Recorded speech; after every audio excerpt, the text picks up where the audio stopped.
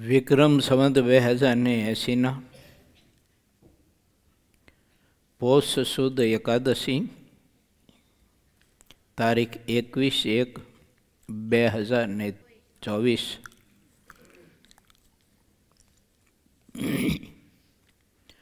રવિવારનો પવિત્ર દિવસ. વાલા ભક્તો, આજે આપણો ચાલી રહેલો શ્રીહરિ યાગ એનો 50મો દિવસ છે.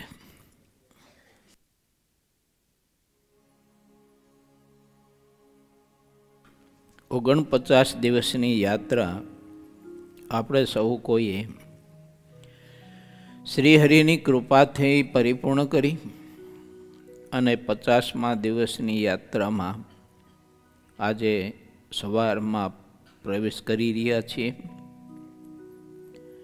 ભગવાન સ્વામિનારાયણે આપણને આ બધા યોગ એટલા માટે આપ્યા છે. મહારાજ કહે છે કે આ લોકનો કોઈ પણ પ્રકારનો લોચો તમારા હૃદય કમળમાં મહારાજ કે રહેવા દેવો નથી. એટલે શ્રી હરિએ આપણને સહુ કોઈને ગઢડા મધ્યના 50ના વચનામૃતમાં બહુ મજાના સદવિચારો આપ્યા છે.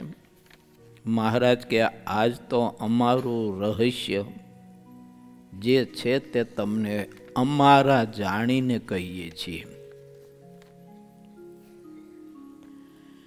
જેમ નદીઓ સમુદ્રને વિશે લીન થાય છે અને સતી અને પતંગ એ અગ્નિને વિશે બળી જાય છે અને રણને વિશે સૂરો જેમ ટૂંક ટૂંક થઈ જાય છે,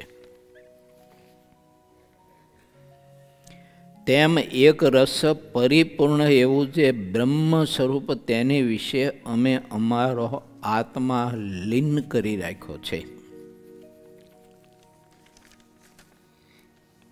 મહારાજ પોતાના હૃદયનો આપણને નિચોડ આપે છે કે તમે બધા જ અક્ષર બ્રહ્મની ભાવના કરીને પરબ્રહ્મ પરમાત્માના સ્વરૂપને વિશે જો પ્રીતિ કરશો ને તો આ જગતનું બધું જે કાંઈ છે ને બધું ખોટું થઈ જાય છે. પોતાને બ્રહ્મ રૂપ માનીને એ તો અક્ષર રૂપ માનીને પરબ્રહ્મ પરમાત્મા સર્વાવતારી ભગવાન શ્રીહરિની મૂર્તિને ધારવી, મહારાજમાં હેતને પ્રીતિ કરવી, મહારાજનું યજન પૂજન કરવું, ઠાકોરજીના માટે ફૂલહાર બાગ બગીચા ઠાકોરજીના માટે થાળ કરવા, પ્રભુને અનેક વિધ નદીઓના પવિત્ર જળથી સ્નાન કરાવવું, અભિષેક કરાવો વગેરે વગેરે પરમાત્માના સ્વરૂપની વિશે પ્રીતિ કરવા માટેનું સાધન માત્ર જે કંઈ અચકિંચિત આપણે કરતા હોઈએ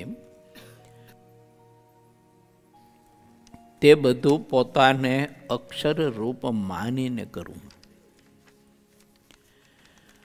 અક્ષરાધિપતિ પરબ્રહ્મ પરમાત્મા ભગવાન પુરુષોત્તમ નારાયણનું મહા તેજ ચારે બાજુ અધોધ પ્રમાણે રહિત પ્રકાશી રહ્યું છે. એમ આપણી ઇન્દ્રિયો અંતકરણમાંય પણ ભગવાન શ્રીહરિના સ્વરૂપનો પ્રકાશ એને આવિર્ભાવ આપવો અને એને મહારાજની મૂર્તિના સંબંધથી દીક્ષિત બનાવવા.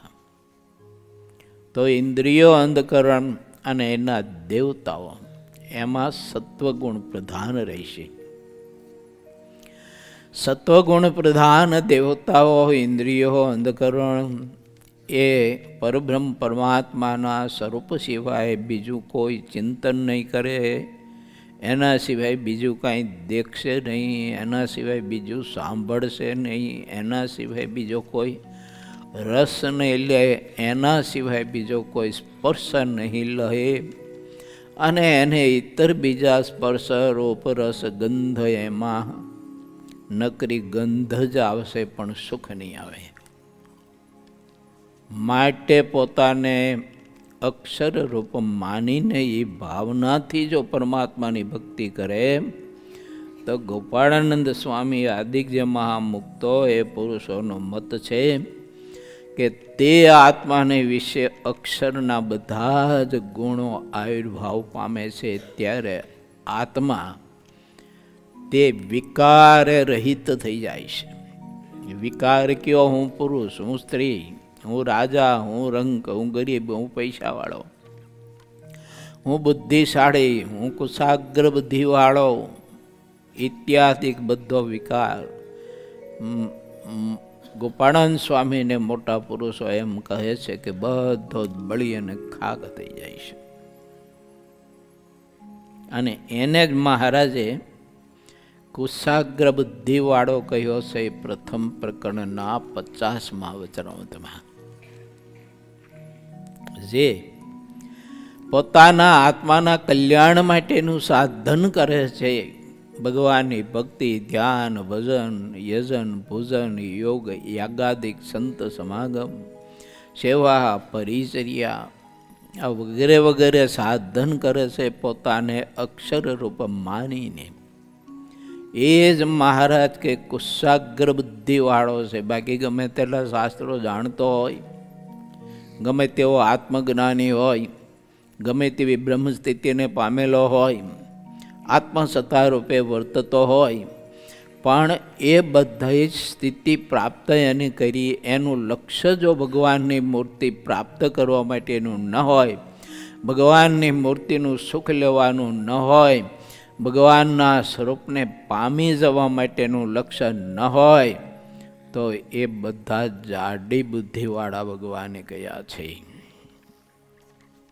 પછી ચાહે તે ગમે તેવું આત્મજ્ઞાન સિદ્ધ કર્યું હોય ને, ગમે તેમ બ્રહ્મ સ્થિતિ એને પામ્યા હોય ને, આત્મનિષ્ઠા એટલી બધી જબરજસ્ત એને સિદ્ધ કરી હોય અને આત્મનિષ્ઠા એટલી બધી પક્વ કરી હોય કે એક બાજુ એના શરીરને ચંદન ચર્ચે અને એક બાજુ એનું શરીર તલવારે લઈને કાપતા હોય, બે સમાન વર્તતું હોય એવી બધી આત્મનિષ્ઠાઓ દ્રઢ કરી હોય અને મેઘજીતની જેમ ઉકળતા તેલના કડાયામાં બને હાથ નાખી દે તો પણ એ વેદનાને સહન કરી શકે એવી બધી આત્મનિષ્ઠા એને દ્રઢ કરી હોય, પરંતુ ભગવાનને પામી જવા માટેનું જો લક્ષ્ય ન હોય ને પોતાને અક્ષરરૂપ માનીને પુરુષોત્તમ નારાયણની મૂર્તિનું સુખ જો ન લેતો હોય, મહારાજની મૂર્તિનું ધ્યાન ભજન ન કરતો હોય, પરમાત્માની ભક્તિ ન કરતો હોય અને પરમાત્માની મૂર્તિનો એ સ્વાદ જો ન લેતો હોય તો મહારાજ કે એ કુશાગ્ર બુદ્ધિવાળો નથી, તે જાડી બુદ્ધિવાળો છે. માટે વિચારો, આપણે જ્ઞાનની વાત ગમે તેટલી કર્યા કરીએ, ત્યાગ વૈરાગની વાત ગમે તેટલી કર્યા કરીએ ને એ બધું આપણે સિદ્ધ કરીએ, પણ ભગવાનની મૂર્તિમાં જો પ્રીતિ ન કરીએ ને મહારાજમાં પ્રધાન પ્રીતિ ન થઈને દેહ અને દેહની જરૂરિયાત વાળી બધી જ બાબતો, ચીજ, વસ્તુ, પદાર્થ, ખાવાની, પીવાની, ઓઢવાની, પહેરવાની, હરવાની, ફરવાની, સ્પર્શની કે અમુક અમુક પ્રકારના કોઈ એ સાધનના માધ્યમે આ લોકના વિષયોની કે આ લોકને ગ્રામ્ય વાર્તાઓનું સુખ લેવા માટેની માણસ છે ને એ ગમે તેટલી આરાધના કરતો હોય એનો પ્રયત્ન કરતો હોય, પણ એ બધો જ ગમે તેવો જ્ઞાની હોવા છતાંય ભગવાન શ્રી હરિ એમ કહે છે કે બધા જાડી બુદ્ધિના છે. કુશાગ્ર બુદ્ધિ એને કહેવાય કે ભગવાન શ્રીહરિની મૂર્તિનો આનંદ શેમાંથી મળે, પ્રભુનો રાજીપો કેવી રીતે મળે. વાતો મહારાજ પોતાનો રદગદ અભિપ્રાય કહે છે, પોતાનું રહસ્ય કહે છે. મહારાજ કે અમારા અંતરનું આ રહસ્ય છે કે આ બધું સંપાદન કરી અને જો બ્રહ્મરૂપ પોતાને અક્ષરરૂપ માનીને પુરુષોત્તમ નારાયણની મૂર્તિની ઉપાસના કરતો હોય એનું ધ્યાન ભજન કરતો હોય તો મહારાજ કે તે કુશાગ્ર બુદ્ધિવાળો છે, બાકી બધા જ જાડી બુદ્ધિના છે.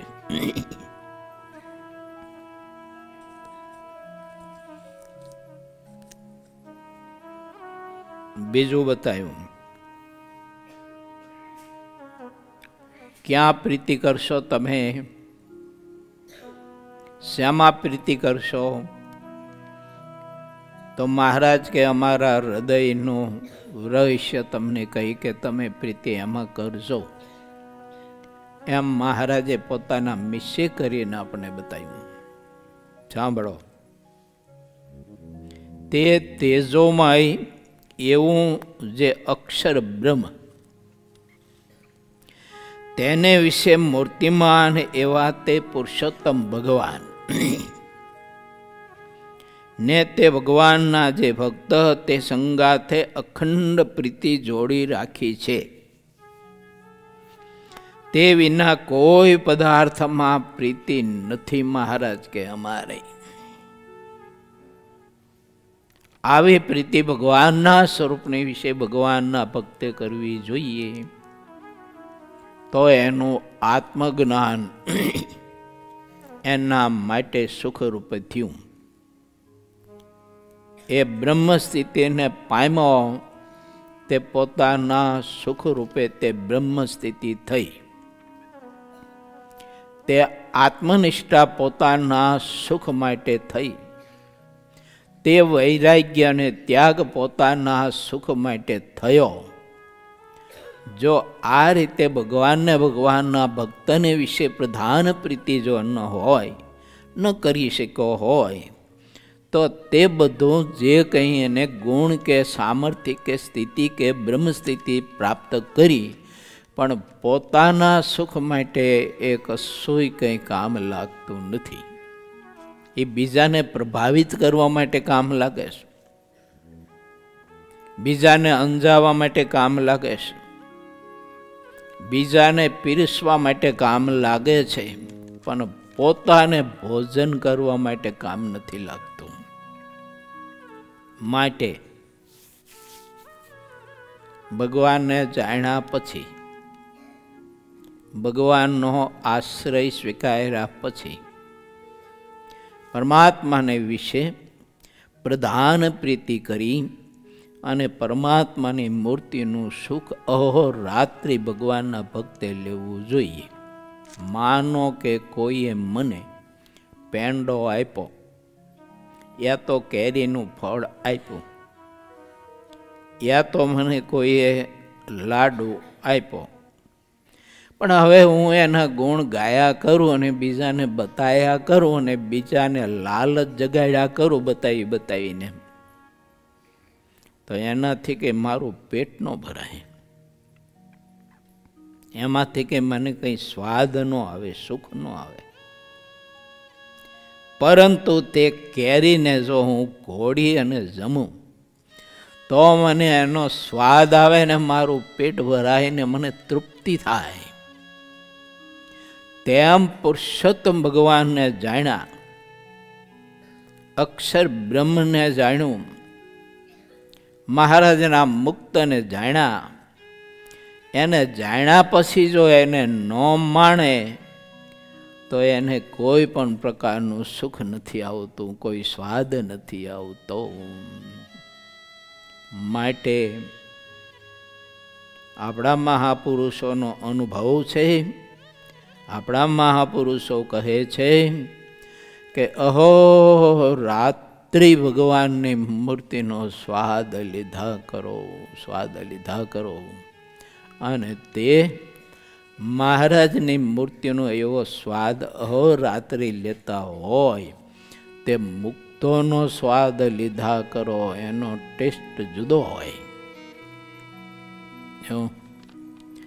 જેને માણ્યા હોય ને એને ખબર હોય, મોટા પુરુષને જેણે માણ્યા હોય ને એનો સ્વાદ લીધો હોય, એને ખબર હોય કે આ સ્વાદ ને આ સુખ ને આ રસ કેવો છે. પછી એને બધું છે ને એ ફીક્કું થઈ જાય. પછી મહારાજે એનું પરિણામ બતાવે છે. પહેલાં હું બતાવ્યું? પહેલાં એ બતાવ્યું કે અક્ષર બ્રહ્મને વિશે પોતાના આત્માને એકતા કરીને, અક્ષર બ્રહ્મ રૂપ માનીને, અક્ષર રૂપ માનીને ભગવાન શ્રીહરિની મૂર્તિને વિશે પ્રીતિ કરી અને તે પ્રભુની મૂર્તિનો સ્વાદ લીધા કરવો. પહેલાં એ વાત બતાવી અને પછી આનું પરિણામ બતાવ્યું. આને ભગવાનનો સંબંધ થયો કહેવાય, આને ભગવાનની સોબત કરી કહેવાય. હું ભગવાનના ચરિત્રમાં સ્વાદ લઈ શકતો નથી અને હું કંઈક બહુ જ બ્રહ્મજ્ઞાની છું, હું કંઈક આત્મજ્ઞાની છું, આવું છે ને બીજાને બતાવવા માટે હું ચારેય બાજુ લઈ અને એ બધું લઈને ફેરા કરું છું. તો હું ભગવાનના સ્વરૂપને વિશે પ્રીતિ નથી કરી શક્યો. બીજાને ભગવાનમાં પ્રીતિ કરાવવા માટેના લક્ષ્યથી જ્યારે હું પરમાત્માના ચરિત્ર ગાઉં કે બીજા પાસે હૃદય સુધી પહોંચાડું તો એ ભગવાનના સ્વરૂપમાં મને પ્રીતિ છે. ઓલે મને સામે જે કંઈ દૃશ્ય છે તો એ દૃશ્યમાં મને પ્રીતિ છે, દ્રષ્ટામાં નથી. તો દ્રષ્ટા અને દૃશ્ય આ બેની વાત છે ને એ સમજી રાખવી જોઈએ. અને દ્રશ્ય જે કહેતા સામે જે ભક્ત કે મુમુક્ષુ કે જે કંઈ આત્મા પરમાત્માને પામી જવા માટેનો કોઈ પણ આરાધક જીવ હોય એ દૃશ્ય, એને દ્રષ્ટામાં જોડવાની ભાવનાથી જો હું વાત કરતો હોઉં તો તે મારી ભક્તિ છે. એને બતાવવા માટે થઈને એ એંગલથી હું વાત કરતો હોઉં તો તે ભક્તિ નથી, તે ભક્તિનો એક સાત્વિક અહમ છે. એ જ્ઞાનનો એક સાત્વિક અહમ છે. એ જ્ઞાન નથી, પરંતુ તે જ્ઞાનનો સાત્વિક અહમ એને મૂર્તિના સુખ સુધી પહોંચવા ન દે, એને મહારાજની મૂર્તિના સુખમાં જોડાવા ન દે. એટલે ધ્યાન ભજન ન કરી શકે, એ વાતો કરી શકે, બીજાને પીરસી શકે, અને સાંભળનારા જે હોય એને પાછું એવું મનાય કે આ પુરુષ ભગવાનની મૂર્તિના સુખમાં રચા પૈચા રહેનારા પુરુષ છે, તો જ આવી વાત થાય, નતર આવી વાત થાય નહીં. આવું જે દ્રશ્ય છે કહેતા સામે જે કંઈ આત્મા છે, જીવ છે, એને એવું મનાય, પણ હકીકત એમ ન હોય, એ જુદું હોય. એટલે ભગવાન શ્રી હરિ એમ કહે છે કે સાંભળો, અને જે અમારી સોબત રાખશે તેના હૃદયમાં પણ કોઈ જાતનો લોચો રહેવા દેવો નથી. એમ જેના હૃદયમાં જગતના સુખની વાસના હોય તે સાથે અમે હેત કરીએ તો પણ થાય નહીં. વિચારો લો, મારું લક્ષ્ય બદલાઈ જાય અને હું તમારી પાસે કથા વાર્તા કરતો હોઉં, મારી સમજણ કે જ્ઞાન યા તો ત્યાગ કે વૈરાગ કે આત્મનિષ્ઠા આદિક જે મારી સિદ્ધિ, એ સિદ્ધિનો પ્રભાવ તમને જણાવવા માટે હું વાત કરતો હોઉં તો ઠાકોરજીને મારી સાથે પ્રીતિ ન થાય, કારણ કે મારા અંતરમાં કાંઈક લોચો છે. જો કાંઈક લોચો છે. એ લોચો મહારાજ કે મારે રહેવા દેવો નથી. પણ કોના હૃદયમાં? તો મહારાજ કે જે અમારી સોબત કરે, અમારી સોબત રાખે, એના હૃદયમાં મહારાજ કે લોચો રહેવા દેવો નથી. બાકી સોબત ના કરે ને સોબત ના રાખે એનું તો મહારાજ કે અમે ને સંત રૂડું કરવા ધારીએ ને તોય ન થાય. પછી લોચો તો એમને એમ રહેવાનો જ બધો. હવે એ લોચો રહેવાનો તે પછી કંઈ એનો મોક્ષ બગડશે અને નરક 84માં જઈશે એવું તો બનશે નહીં પાછું. પરંતુ ભગવાન પુરુષોત્તમ નારાયણ એને અક્ષરધામમાં તો લઈ જાય, પણ અક્ષરધામના કોઈ પ્રદેશમાં તે એકાંત વાસનું એને સ્થાનનું બંધન થયું હોય એટલે એકાંત વાસમાં રહે. પણ મુક્તના સમૂહમાં રહીને મહારાજની મૂર્તિનું સુખ અહોરાત્રિ જે લેવાનું હોય, આનંદ માણવાનો હોય, તે ના કરી શકે. માટે આપણે વિચારવાનું કે આવો કોઈ લોચો અંદર રહી નથી જતો ને. મહારાજની ઉપાસનાની બાબતમાં, આશ્રયની બાબતમાં, નિષ્ઠાની બાબતમાં, મહારાજની મૂર્તિનું ધ્યાન ભજન કરવાની બાબતમાં એમાં કોઈ આળસ, કોઈ પ્રમાદતા, કોઈ એવા ખોટા ખ્યાલો, આપણી બ્રહ્મણા કે હું તો ભગવાનનું અખંડ ભજન કરું જ છું ને. પણ તું ભજન કરે છે એ બરાબર છે, પણ દેહાત્મ બુદ્ધિ સોતો અને ઇન્દ્રિયો અંતકરણની વૃત્તિ સોતો કરે છે કે તું અક્ષર રૂપ થઈ અને પુરુષોત્તમની મૂર્તિમાં અતિશય અસાધારણ પ્રીતિ કરી અને કેવળ મૂર્તિના સુખ લેવા માટે જ તું કરે ભજન. કાંઈ ભજનના પ્રકાર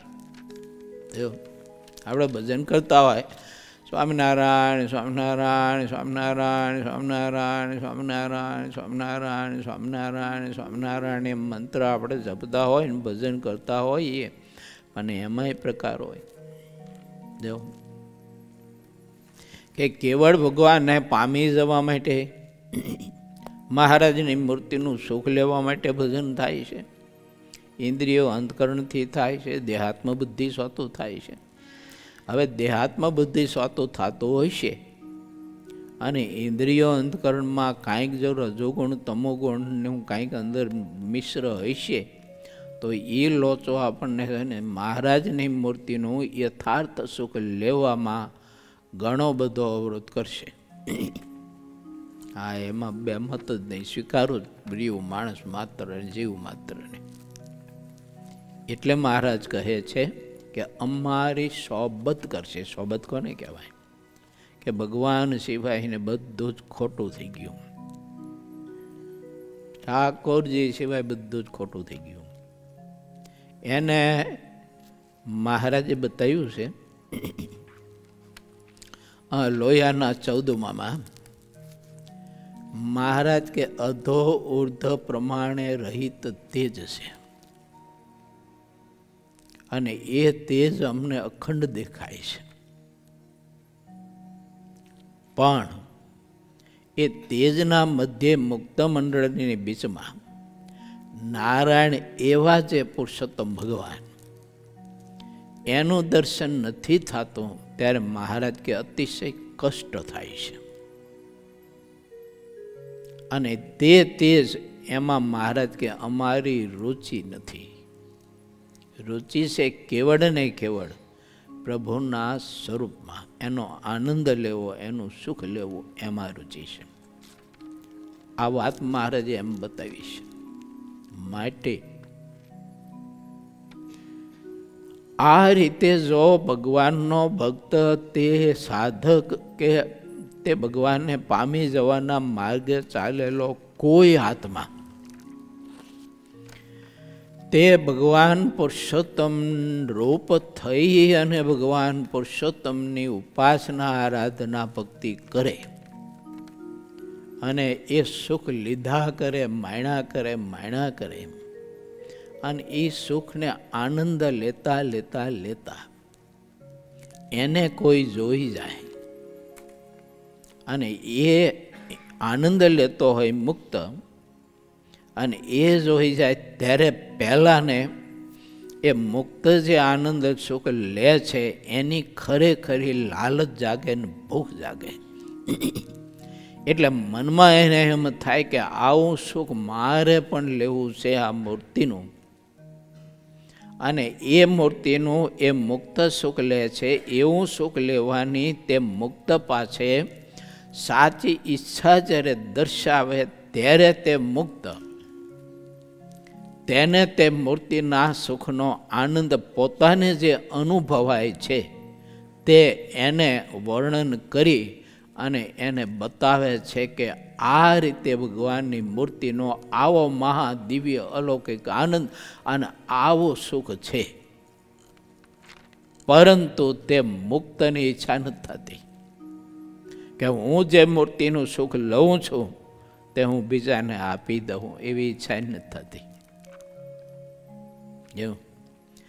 ઓલા મુમુક્ષોને બહુ ઈચ્છા હોય ત્યારે તે મુક્ત મહારાજની મરજી છે, એટલે મહારાજની મૂર્તિનું પોતે જે સુખને આનંદ લે છે ને એનું વર્ણન કરી બતાવે છે ને એને એ જ્ઞાન પીરસે છે. ભક્તિનું, મૂર્તિનું, ભગવાનમાં પ્રીતિ કરવાનું, પરમાત્માના સ્વરૂપમાં પ્રીતિ કરવામાં અવરોધ કરતા બધા તત્વોનું એને પછી સમજ આપે છે કે આના માટે ભગવાન સિવાય બીજે પ્રીતિ ન થઈ જાય તો એના માટે તારે વૈરાગ્ય રાખવો, એના માટે તારે વૈરાગ્યનો ગુણ સિદ્ધ કરવો જોઈએ.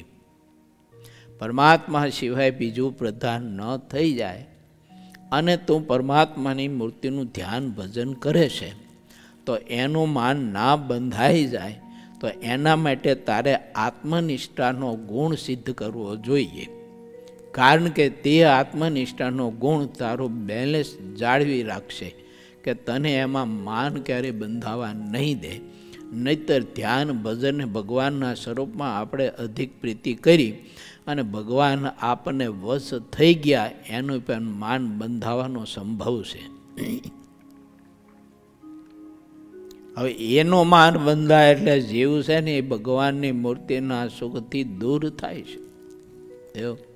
મહારાજને એ લોચો ન ગમે એટલે મહારાજ એમ કહે છે કે જો અમારી સોબત તમે રાખશો કે સોબત કરશો તો તમારા હૃદયમાં કોઈ પ્રકારનો લોચો હું રહેવા દઈશ નહીં અને તમને અક્ષર બ્રહ્મ જેવા નિર્ગુણ, નિર્વિકાર અને પ્રકાશવાન કરીશ, સ્વચ્છ કરીશ.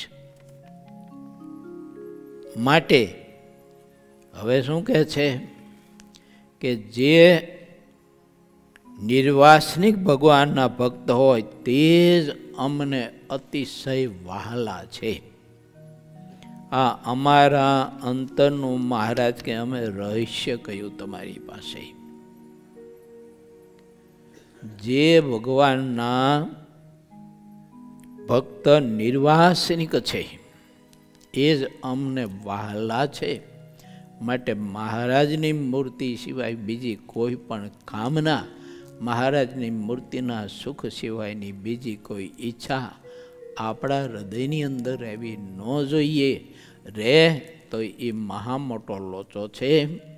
એ લોચો મહારાજ કે અમારી સાથે જો તમે આત્મીયતા કરશો, અમારી સોબત રાખશો તો કાઢશો, નહીં રાખો મૂર્તિની, સામર્થ્ય, ઐશ્વર્યની, ત્યાગ વૈરાગના ગુણની, જ્ઞાન આત્મનિષ્ઠાદિક ગુણની જો એ ગુણ છે એની સોબત કેવળ રાખશો તમે, એના સામર્થ્યની, એના પ્રભાવની, એના પ્રકાશની જો તમે સોબત રાખશો તો મહારાજ કે તમારે ને અમારે છેટું રહેશે.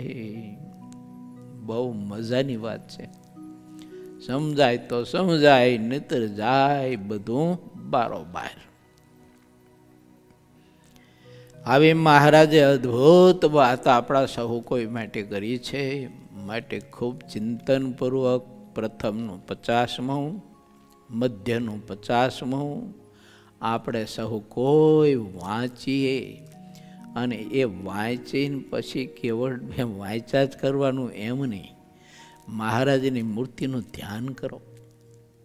કલાક, 2 કલાક, 10 મિનિટ, અડધી કલાક મંત્ર જપો. મૂર્તિને ધારીને એક એક અંગમાં આપણી વૃત્તિ ફેરવતા રહો અને એક એક અંગમાં મૂર્તિ એ મંત્ર જપ કરતા કરતા કરતા એમાં સ્થિર કરો. મુક્તાનંદ સ્વામી આ સિદ્ધાંત બતાવ્યો છે માળાના કીર્તનમાં. જપો અખંડ માળા રે, માળા ટાળે મન કેરા ચાળા રે, જપો અખંડ જપ માળા રે, એક એક અંગ હરિનું ઉર ધારો રે. આ રીતે ભગવાન શ્રી હરિની મૂર્તિનું આપણે સહુ કોઈએ ધ્યાન ભજન કરવું જોઈએ અને નકરી વાતોમાં નહીં પડ્યું રહેવાનું. ઘણી વખત એવું થાય કે આપણને જ્ઞાન બહુ થઈ ગયું હોય ને એટલે પછી આપણે વાતોમાં બહુ પીડાઈ રહી છીએ. જો મોટી મોટી વાતો બહુ કરીએ છીએ પણ છોડવાનું એ છોડતા નથી ને પકડવાનું એ તે પકડતા નથી. પ્રીતિ કરવા જેવા હોય એમાં પ્રીતિ કરતા નથી, પ્રીતિ તોડવા જેવામાં હોય એમાંથી તોડતા નથી. એટલે જાણીએ છીએ બધું આપણે પાછું જો, પણ છોડવાનું હોય તે છૂટતું નથી. કોઈ કોઈના સંગે કરીને ભગવાન જેવા ભગવાનને, સંત જેવા સંતને, ભક્ત જેવા ભક્ત હોય એનાથી આપણને ઘણું બધું અંતર થઈ જતું હોય છે. ઘણા બધા જ આપણે એનાથી વિમુખ થતા હોય છે અને એના સંગથી આપણી સમજણમાં ઘણા બધા જ આવા લોચા અંદર ઊભા થતા હોય છે, બંધાતા હોય છે. અને તોય આપણે તો પાછા બ્રહ્મા જ હોય. જો તોય આપણે બ્રહ્મા જ હોય પાછા એમ કે હું તો મહાપરમ એકાંતિક છું. માટે વિચારીએ, ભગવાન શ્રી હરિ એમ કહે છે કે સોબત તો અમારી જ રાખજો, દેહીની ન રાખતા, દેહીની ન રાખતા, સંપત્તિની ન રાખતા, તમારા સામર્થ્યની ન રાખતા, તમારા ઐશ્વર્યની ન રાખતા, તમારામાં જે કંઈ હોય તેની ન રાખતા, સોબત અમારી મૂર્તિની રાખજો. એક મૂર્તિની જ સોબત. અને એ મૂર્તિની, એક મૂર્તિની જ જો સોબત રાખશો તો મહારાજ કે તમારા હૃદયમાં કોઈ લોચો નહીં રહેવા દો. કેમ કે એ લોચો આપણા હૃદયમાંથી કાઢવો કે બાળીને ખાક કરવો કે એને જીરો કરી નાખવો એ તો પુરુષોત્તમ નારાયણ સિવાય બીજું કોઈ ન કરી શકે. કોઈની તાકાત નહીં મારા બાપ. જો એ એક ભગવાન પુરુષોત્તમ નારાયણ કરી શકે. કેમ તો મહારાજે કહ્યું છે પ્રથમના 18માં તો મહારાજ કે જેમ સિંહ બકરાને પકડે એમ હું અંતકરણને પકડું છું. એ અંતકરણમાં જે લોચો હોય એને મહારાજ જાણતા હોય. મારા તમારા અંતકરણમાં શું લોચો છે એ આપણે ન જાણતા હોય. પણ એમ થતું હોય આપણને કે હું ભગવાનમાં પ્રીતિ કરવા માટેનો આટલો પ્રયત્ન કરું છું પણ પ્રીતિ કેમ નથી થતી એટલું જાણતો હોય. પણ એ નથી થતી એમાં શું લોચો પડ્યો છે ને એ નથી જાણી શકતો. એ પુરુષોત્તમ નારાયણ એક જ જાણે છે. અને એટલે મહારાજ કહે છે કે અમારી સોબત જો તમે કરશો તો એ જે તમારામાં લોચો છે ને એ મહારાજ કે હું દૂર કરીશ અને તમને અક્ષર બ્રહ્મ જેવા પ્રકાશવાન કરીશ, અક્ષર બ્રહ્મ જેવા શુદ્ધ કરીશ, તમને એવા તમને નિર્વિકાર કરીશ કે મારી મૂર્તિ સિવાય પછી તમને એમાં બીજો કોઈ વિકાર વિક્ષેપ નહીં કરે. આવી બધા મજાની બધી વાત છે. મહારાજે અને મોટા પુરુષોએ આપણા ઉપર કૃપા કરી અને ખૂબ જ આવું અદ્ભુત આપણને આપ્યું છે. ચાલો હવે આપણે સાગર કથા તરફ ગતિ કરીએ. પોર 19મું તરંગ બીજો. મુક્ત મુનિ વગેરે 3 સદગુરુ અને સુખ મુનિ 1 માસ સુધી વડોદરા રહ્યા. જીવા ખાચરના દરબારમાં વિવિધ પ્રકારના વાજિંત્રો વાગતા હતા અને સંતો વસંત ધુમાર અને હોરીના પદ ગાતા હતા. ત્યારે શ્રીહરિ ખૂબ પ્રસન્નતાથી ઉઠ્યા અને શ્રીહરિના હૃદયમાં ઘણો સ્નેહ ભર્યો હતો, એટલે તેઓ સોનાના કટોરા ભરી ભરીને ભક્તજનો ઉપર ઘણો રંગ ઉડાડવા લાગ્યા. જેટલા ભક્તજનો હતા એ સૌને રંગ રંગ કરી દીધા અને બધા ભવનો અને ચોક પણ રંગ રંગ થઈ ગયા. જ્યારે રંગ ખૂટી ગયો ત્યારે ખૂબ જ ગુલાલ ઉડાડવા લાગ્યા અને ગુલાલ ઉડાડી રહ્યા પછી શ્રીહરિએ સૌને ફગવા આપ્યા. જ્યારે ફગવા વહેંચી રહ્યા પછી ઉન્મંત ગંગાએ સ્નાન કરવા માટે ચાલ્યા. ખડખડિયાથી પૂર્વમાં નજીક જે એક મોટો પાણીનો ધરો હતો, ત્યાં આવીને સ્નાન કર્યું. સહુના વસ્ત્ર રંગથી ભરેલા હતા, તેથી ધરો અને ઉન્મંત ગંગાનું પાણી રંગ રંગ થઈ ગયું. બંને કાંઠા પણ રંગમય થઈ ગયા. આવો મહારાજે ગુલાલ અને રંગ ઉડાડી અને પોતાના ભક્તોને નિષ્કામ કરવા માટે, પોતાના ભક્તને બ્રહ્મરૂપ કરવા માટે, પોતાના ભક્તોને અક્ષરરૂપ કરવા માટે અને પોતાના ભક્તોને નિર્વિકલ્પ કરવા માટે આવા મહા મોટા મહોત્સવો કરતા. અને એ મહોત્સવના માધ્યમે શ્રીહરિ મેં વાત કરીને આગળ એ હૃદયમાંથી શ્રીહરિ પોતાના સ્વરૂપની વિશે પ્રધાન પ્રીતિ કરાવી અને ઓલો લોચો જે હોય ને એ બધો મહારાજ કાઢતા. હવે અમુક જીવ એવા હોય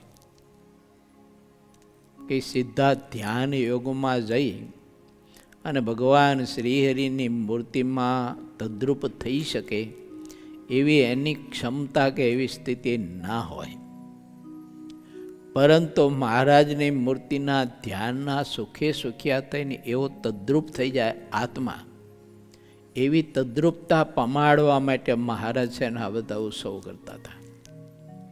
એ ઉત્સવના માધ્યમથી આત્માને ભગવાનને વિશે અતિશય પ્રીતિ થાય, ભગવાનના સંતોને વિશે એને પ્રીતિ થાય, અતિશય હિત થાય, એટલે ભગવાનની સોબત થાય અને ભગવાન પુરુષોત્તમ નારાયણની સાથે મિત્રતા થાય, ગાઢ મિત્રતા થાય. અને એવી પ્રીતિ થાય ને એવી ગાઢ મિત્રતા થાય ત્યારે પરમાત્મા એને જેવા છે તેવા અનુભવાય. જો વચનામૃતમાં દૃષ્ટાંત આપ્યું છે, ગોપીઓ છે ને એ ભગવાનને ભજતી હતી અને ભગવાનને અનુસરતી હતી. તો ભગવાન કૃષ્ણ ગોપીને ઘેર જાય તો ગોપીઓ એને રોટલી ફૂલકા કરીને માખણ રોટલી બીજું ત્રીજું જમાડે, આનંદ કરે. ગાયને દોઈ અને એનું દૂધ ગાળી ચાળી અને કૃષ્ણને દૂધ પાય, આનંદ કિલોલ કરે, કૃષ્ણને નચાવે, પોતે નાચે કૃષ્ણ પાસે. એમ એનો આનંદને સુખ લેતી હતી ગોપીઓ. પણ ભગવાન સ્વામિનારાયણે વચનામૃતમાં એ સંદર્ભ બતાવ્યો કે ગોપીઓએ ભગવાનના ચરણનો સ્પર્શ કર્યો. પછી ગોપીઓ બોલી કે હે પ્રભુ, તમે તો સાક્ષાત નારાયણ છો, તમારા ચરણનો સ્પર્શ કર્યા પછી અમને બધું જ જગતનું સુખ, જે કંઈ પંચ વિષયનું, તે બધું ખોટું થઈ ગયું છે અને તમે સાક્ષાત નારાયણ છો. આમ ગોપીઓ બોલી છે. સંપૂર્ણ જ્ઞાન ગોપીઓને પરમાત્માનો ચરણનો સ્પર્શ કર્યો એટલે થયું, પરમાત્માની સોબત કરી એટલે એને પરિપૂર્ણ જ્ઞાન થયું ગોપીઓને. એ પહેલાંય ભગવાનને ભજતી હતી, પણ પરિપૂર્ણ પરમાત્માના સ્વરૂપને એને સમજ્યા કે ના સમજ્યા, માણ્યું કે ન માણ્યું, પણ પછી પરમાત્માના ચરણનો સ્પર્શ કર્યો એટલે ગોપીઓને પરમાત્માએ પ્રકાશ આપી દીધો, એટલે ગોપીઓને પરિપૂર્ણ પરમાત્માનું જ્ઞાન થયું. એમ મહારાજની સોબત કર્યા વિના આપણને કોઈ દિવસ પ્રભુના સ્વરૂપનું પરિપૂર્ણ જ્ઞાન થતું નથી. હવે જેને ભગવાનના સ્વરૂપની સોબત એટલે ભગવાનને વિશે સોબત કહેતા સંબંધ કરવો હોય, એની સાથે જો એને મિત્રતા કરવી હોય અને પરમાત્માને વિશે એને એવા નિમગ્નપણાની સ્થિતિ પામે એવું હેત કરવું હોય, તો એના માટે એને ભગવાનને અહોરાત્રિ ભજવા જોઈએ, અથવા પરમાત્મા તે આત્માને જે રીતે પોતાના સ્વરૂપમાં અધિક પ્રીતિ કરાવવા માટે જે રીતે પ્રભુ એને સાધન કરાવે તે કરવું જોઈએ, એટલા ભક્તો તેમાં કરતા હતા. તો મહારાજ રંગોત્સવનું સાધન ઊભું કરતા અને રંગોત્સવના માધ્યમથી પોતાના સ્વરૂપની વિશે અધિક પ્રીતિ મહારાજ કરાવતા હતા અને બધાને થતી હતી. અને એ મહારાજના સ્વરૂપની વિશે એવી પ્રીતિ થયા પછી એને ઘર બાર સંસાર બીજું ત્રીજું સ્ત્રી પુત્ર પરિવાર ધન સંપત્તિ આ લોકનું ખાવું પીવું આ લોકના વિષયો આ તે બધો એમાં કોઈમાં રસ ન રહ્યો. એટલે ઘરમાં ન રહ્યા એવું નથી, વ્યવહાર ન કર્યો એવું નથી, વ્યવહાર કર્યો, ઘરમાં રહેતા હતા પણ એમાં રસ ન રહ્યો. કેવી રીતે જાઓ દાખલો આપો, કોઈ ગ્રસ્ત હોય અને લગ્ન ગ્રંથિથી જોડાયા પછી 10-15 વર્ષે બાળક ભગવાને આપ્યું હોય, બહુ રૂપાળું હોય, ડાયું હોય, બુદ્ધિશાળી હોય,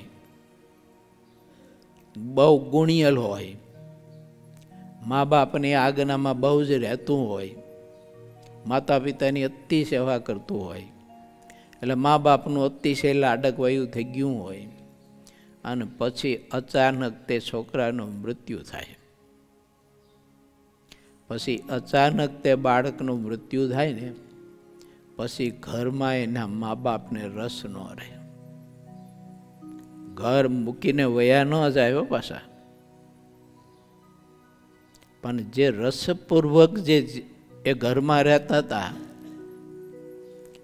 એમ રસપૂર્વક તે ઘરમાં ન રહે. ઘરમાં પણ એને બધું જ આમ સ્મશાન જેવું લાગે, બધું ખોટું.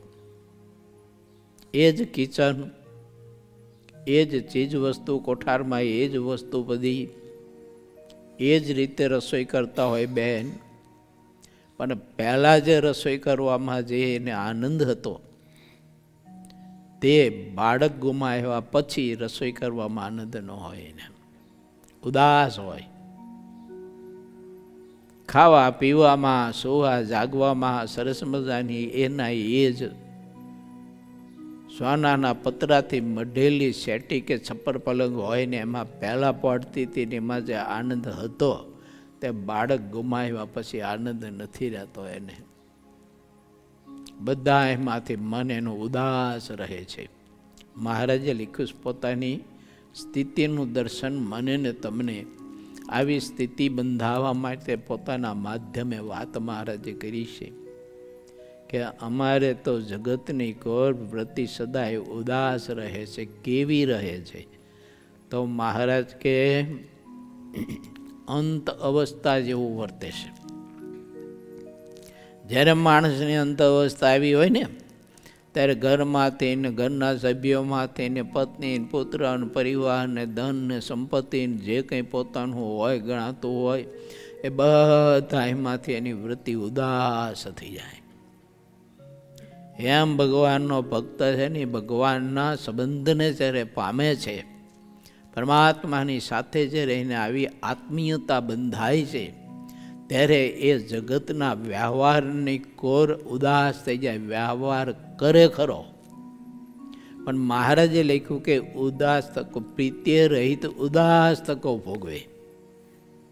પ્રીત્ય સહિત જે ભોગવતો હતો એ ન ભોગવે, પણ પ્રીત્ય રહિત ઉદાસ તકો ભોગવે. પછી પ્રીત્ય રહિત ઉદાસ તકો વ્યવહારો કરે, બધાની સાથે બોલે ચાલે, સંબંધો રાખે, જાય આવે, લગ્ન પ્રસંગોમાં બીજા ત્રીજામાં ગ્રસ્તાશ્રમમાં જોડાયા હોય તો એ બધું કરે. પણ એ એવો હાવ ઉદાસ થઈ ગયો, એકને એક છોકરું મૃત્યુ પામ્યું હોય ને પછી કોઈ બાબતમાં રસ ન હોય ને.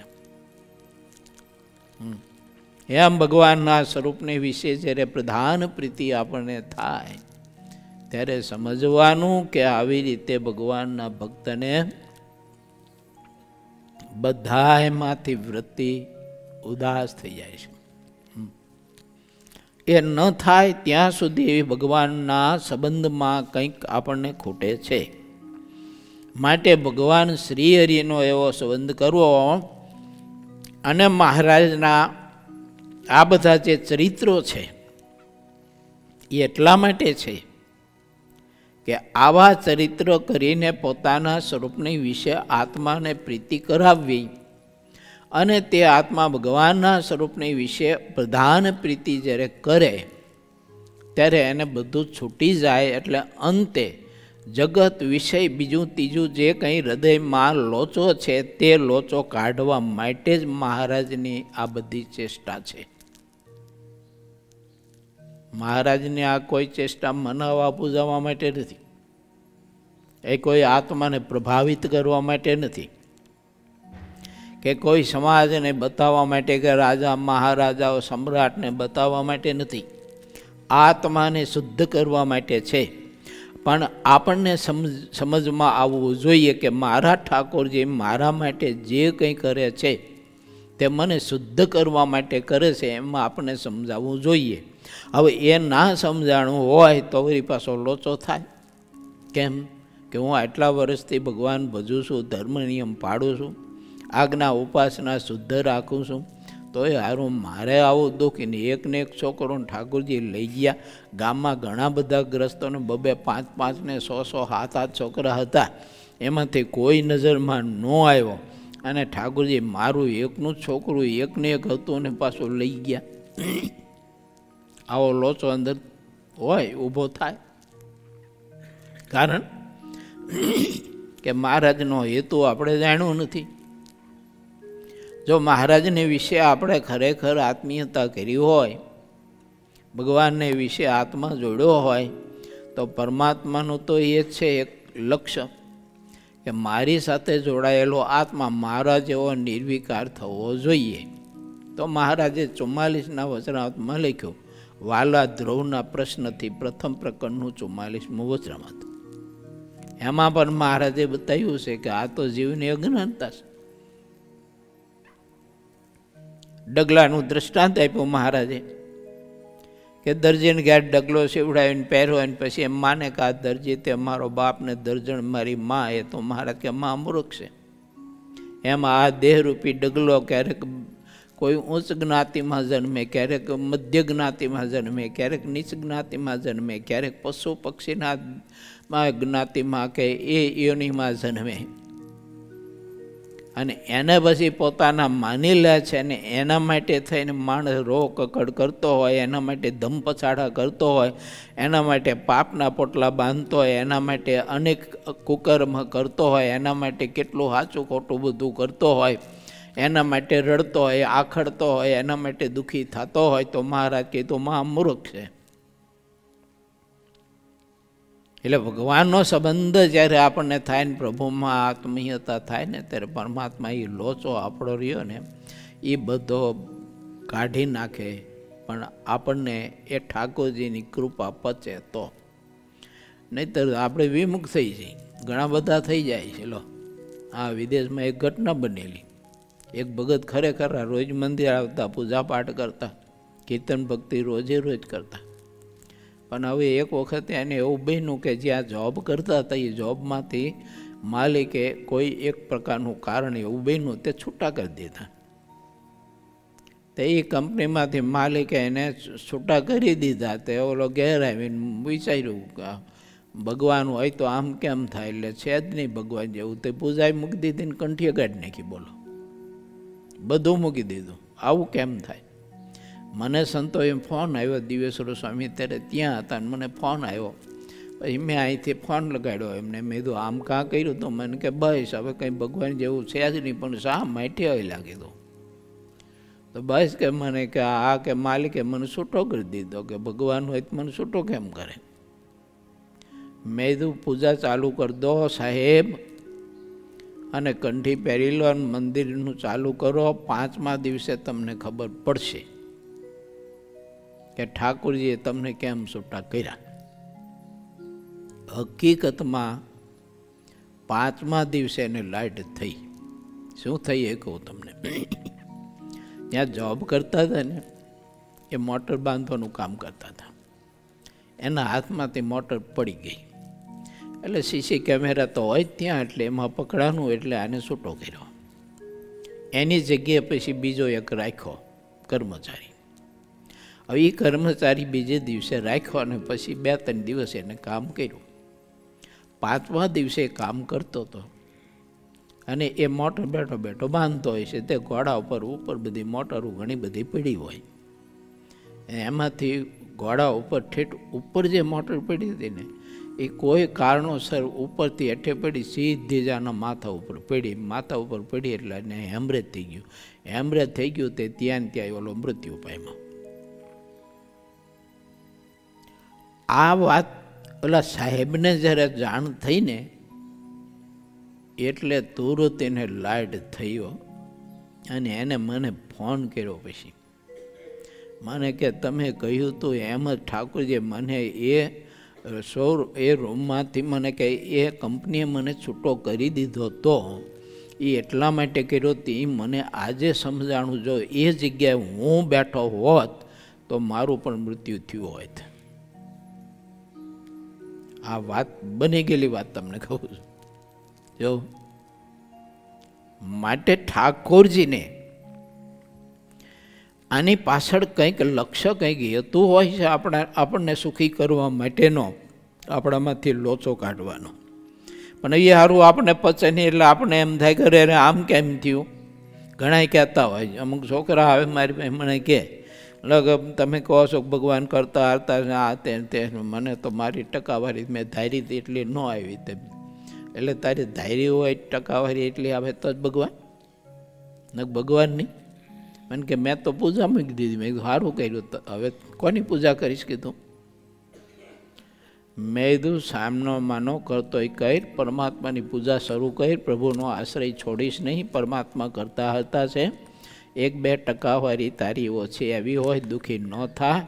મેં કીધું તું કલ્પના નહીં કહીને એવી તારે માટે ઠાકોરજી વ્યવસ્થા વિચારી રહ્યા છે, અને એ તું કલ્પના નહીં કરી શક. 1-2 ટકા તને ઓછા આવ્યા છે ને, એ ઠાકોરજીની મરજી છે. મને કે આમાં મરજી હોય આવી કે હા મેં આવ્યું.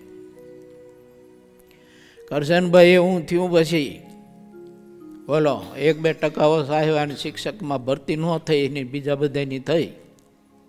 આપણા વિદ્યાર્થીની જ વાત કરું છું, પીટીસીના. એવું. અને પછી ઠાકોરજી એના ઉપર કૃપા કરી. બોલો તો મોટી સ્કૂલ કરી અને સ્કૂલનો માલિક બહેનોનો લાખો કરોડો રૂપિયા કમાતો થયો. પછી મેં એને કહ્યું મેં તું ટીચર થયો હોય તો 30,000 રૂપિયા તને પગાર આપે સરકાર. એવું 30,000 રૂપિયા તને આપે. અને પછી વધીને કદાચ 50-60-70,000 રૂપિયા પહોંચે તું. અને આટલે ન પહોંચે. એ 2 ટકાવારી ઠાકોરજી ઓછી આપી એનું રહસ્ય આ છે કીધું. પણ સમજાવવું જોઈએ ને આપણને, એ નથી સમજાતું. પછી તો મહારાજે બધાને રંગમાં એવા બધા રસ બસ કરી દીધા અને સહુ ગંગામાં નાહ્યા અને વસ્ત્ર ધોયા. તેથી ગંગાની શોભા ઘણી થઈ ગઈ. શ્રીહરિ 4 ઘડી તે ગંગાજળમાં નાહ્યા. પછી કોરા વસ્ત્ર પહેર્યા અને સુંદર શ્વેત ખેસ પહેર્યો. શોભાયમાન સુંદર અંગરખું ધારણ કર્યું, બંને હાથમાં સોનાના કડા હતા અને મસ્તક ઉપર બાંધેલો અમૂલ્ય રેંટો સોહામણો લાગતો હતો. રેંટાની સોનેરી કોર કોઈ ભાતની સુંદર હતી, જેને ઉપમા આપી શકાતી નથી. તેના સોનેરી બંને જે છેડા હતા તે છેડાના સુંદર છોગા ધાર્યા હતા. સોનેરી કોરનો એક રેંટો સુખકારી શ્રીહરિએ કમર ઉપર કસીને બાંધ્યો હતો અને અંગરખામાં સુંદર ભાતો પાડેલી હતી અને યોગ્ય સ્થળે સોનેરી તૂઈ મૂકેલી હતી. ગુલાબી રંગનો રેંટો ખભા ઉપર ધાર્યો હતો. તેના છેડા અને કોર સોનેરી હતા. છાતી ઉપર સોનાનો હાર પહેર્યો હતો. ભુજા ઉપર સોનાના બાજુબંધ હતા અને હરિભક્તોએ પહેરાવેલા કેટલાક ફૂલના હાર પણ પહેર્યા હતા. સુંદર ગુલાબના ગુચ્છ બને કાન ઉપર ધાર્યા હતા. લલાટની વચ્ચે કુમકુમનો ચાંદલો કર્યો હતો. કપૂરના તોરા પાગ ઉપર લટકી રહ્યા હતા. મસ્તક ઉપર છત્ર ધારેલું હતું અને સ્વયં અશ્વ ઉપર સવાર થયા હતા. અશ્વને પણ સોનાના બધા સાજથી શણગાર્યો હતો અને બધી જાતના વાજિંત્રો શ્રીહરિની આગળના ભાગમાં વાગતા હતા. છડીદાર સોનાની છડી હાથમાં લઈને શ્રીહરિની આગળ ચાલતા અને શ્રીહરિનો જય જયકાર કરતા હતા. શ્રીહરિના જેટલા પાર્ષદો હતા તે બધા ઢાલ તલવારને ધારણ કરીને આગળ અને કેટલાક પાછળ ચાલતા હતા. સંતોને હરિભક્તો સૌ આગળના ભાગમાં હતા અને ગઢપુર ગામની બજારમાં સૌ ચાલ્યા આવતા હતા. આ રીતે સહુ દાદા ખાચરના દરબારમાં આવ્યા. તે સમયે વર્ણીએ રસોઈ તૈયાર કરી હતી. પછી શ્રીહરિએ સ્નાન કરીને પિત્તાંબર પહેર્યું. થાળજીમાં દાદા ખાચરના મનમાં જેવો ભાવ રહેતો તે રીતે શ્રીહરિ રોજ કરતા. હોળી આવવાને 15 દિવસ જ્યારે બાકી રહ્યા ત્યારે તે જોઈને સંતો જે જે દેશમાં હતા તે સૌને પત્ર લખીને ગઢપુર બોલાવ્યા. પત્રમાં લખ્યું હતું કે સૌ સંતોને હરિભક્તોએ ગઢપુર આવવું. તેમાં સંતોએ હોતા શનિ પહેલાં 5 દિવસે આવવું. શ્રીહરિએ પત્રમાં જે રીતે લખ્યું હતું તે રીતે સૌ સંતો આવ્યા. સંતો શ્રીહરિની જેવી મરજી હોય તે પ્રમાણે તે મરજીને પગે લાગીને માથે ચડાવતા. વિવેક 10મો નિધિ છે. મરજી પરાયણ સંતો શ્રીહરિ ઉપર શ્રીહરિ બહુ જ રાજી થતા અને તેમને વારંવાર બોલાવતા રહેતા. જેનામાં જેટલો વિવેક દેખતા તેને શ્રીહરિ પ્રસાદીના ફૂલના હાર આપતા. શ્રીહરિ જેને જેટલો વિવેક હોય તે પ્રમાણે તેને દેશકાળની વાતો પૂછતા અને વિવેકે સંતો સભામાં કરવા યોગ્ય વાતો હોય તેટલી કરતા. જેમાં જેટલો વિવેક હોય તેટલા પ્રમાણમાં તે મનુષ્ય કહેવાય અને જે વિવેકને ન સમજે તે તેટલા પ્રમાણમાં મનુષ્ય ન ગણાય. જેનામાં જેટલો વિવેક હોય તેટલો તે હરિભક્ત ઉપયોગી થાય છે, પણ જેમાં વિવેક ન હોય તે સેવામાં ઉપયોગી થતો નથી. મુક્તાનંદ સ્વામી કાનમ દેશમાં ફરવા ગયા હતા. તેઓ ત્યાંથી પહેલાં વડોદરામાં આવ્યા.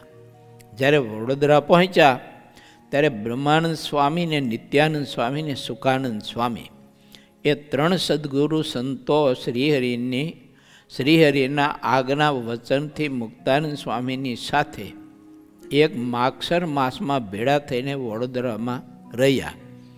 વડોદરામાં શ્યામળ શેઠના પત્ની રહેતા હતા. તેઓ પ્રવીણ બ્રાહ્મણની પાસે સુંદર દિવસ સુધી નિત્ય નવી રસોઈ કરાવીને એમને રોજે રોજ જમાડતા. એવી રીતે 15 દિવસ સુધી જમાડ્યા. સંતોને જમાડતા હતા. તેમને દિલમાં જેવો ભાવ હતો તે પ્રમાણે રોજ બ્રાહ્મણની પાસે સંતોની માટે રસોઈ કરાવી અને પાછા પૂજા કરાવતા. પછી સત્સંગની જેટલી વાત હતી તેને શેઠાણી બ્રાહ્મણના મુખ દ્વારા સાંભળતા અને સત્સંગમાં જે આપણા સંતો હતા તેના વર્તનની બધી વાતને પણ તેઓ સાંભળતા. વળી હરિભક્તગ્રસ્ત પુરુષોના અને હરિભક્તગ્રસ્ત સત્સંગી સ્ત્રીઓના વર્તનની વાતને પણ સાંભળતા જેટલી હરિભક્ત વિધવા બાઈઓ હતી તેના વર્તનની રીતને પણ સાંભળતા આ રીતે સત્સંગની બધી રીત બીજા બધા જ કરતાં શ્રેષ્ઠ પોતાને અધિક અને પવિત્ર લાગી. સત્સંગની આવી બધી વાત સાંભળીને શેઠાણીને ઘણું આશ્ચર્ય થયું. આવી બધી રીત તો કોઈ સામાન્ય મનુષ્ય અથવા બીજા કોઈ એવા દૈવતને પામ્યા હોય એમાં કદાચ હોય ન પણ હોય. જેને ભગવાનનો ઘણો વધારે ખપ હોય તે આવી બધી સેવા કરવાની વાતને તો કરી શકે, પણ ધર્મના નિયમો પાળવા તે તેમને માટે કઠિન દેખાતા હોય છે. ભગવાન જેને અપાર ખાન પાન વગેરે આપે છે તેવા લોકોને ભવિષ્યમાં આવનારા જન્મ મરણના દુઃખ લગાડ પણ દેખાતા નથી. માણસને જેવી વાતનો પ્રસંગ વધારે રહેતો હોય છે તેમને તેવો રંગ લાગી જાય છે અને તે લાગેલો રંગ તુરત છૂટતો નથી. જેને જેટલું રૂચે તેને તેટલું આપવામાં આવે તો તેમાં તેની રુચિ ટકી રહે છે. જો રુચિથી વધારે આપવામાં આવે તો તે તેને પચતું નથી. જે વધારે મોટા ધનાઢય હોય છે તે બધા રજોગુણથી ઘેરાયેલા હોય છે અને તેઓ ખપ વિનાના હોવાથી પૂરો સત્સંગ કરતા નથી. મહારાજે છે ને ઠાકોરજી આપણને બધું માપે માપે તેમાં આપ્યું છે. એટલે આપણે રોજ આ સભામાં બેસી અને કથા વાર્તા સાંભળી શકીએ છીએ ને સંતોના મધ્યમાં રહીને ભજન કરી શકીએ છીએ અને યજ્ઞની સેવામાં જોડાયા છીએ ને 2 મહિના સુધી બધો વ્યવહારને ઘરના પરિવારને છોડી અને આ યાગની સેવામાં આપણે બધા જોડાયા છીએ. હવે આપણી પાસે કરોડોનો અબજો રૂપિયા હોય તો આપણે કંઈ આ યજ્ઞની સેવામાં જોડાય એવા કંઈ બહુ એકદમ સીધા જલેબીના કુંસરા જેવા નથી આપણે, કે ખરું? આટલી બધી સંપત્તિ આપી હોય પછી આપણે દાસાનું દાસ થઈ અને આવી રીતે અત્યારે પરિચર્યા કરીશ એમ કરી? જેની પાસે અબજો રૂપિયા હોય એ સદગ્રસ્તના ધર્મપત્ની સ્ત્રીઓ આપણી બહેનો જેમ અહીંયા યજ્ઞશાળામાં આજુબાજુમાં એ ગાયના છાણથી અને માટી મિક્સ કરી અને જે લીપણ કરે છે એ લીપણ કરવા માટે એ શેઠાણીજી પધારે અને એ શેઠાણીજી લીપણ કરે, કારણ કે ઓલી સંપત્તિ કરવા જ ન દે એને. એટલે હવે વિચાર કરો છો કે જેની પાસે કરોડો રૂપિયા હોય અને અબજો રૂપિયા હોય એના કરતાં મહારાજની કૃપા આપણા ઉપર વધારે કે નહીં?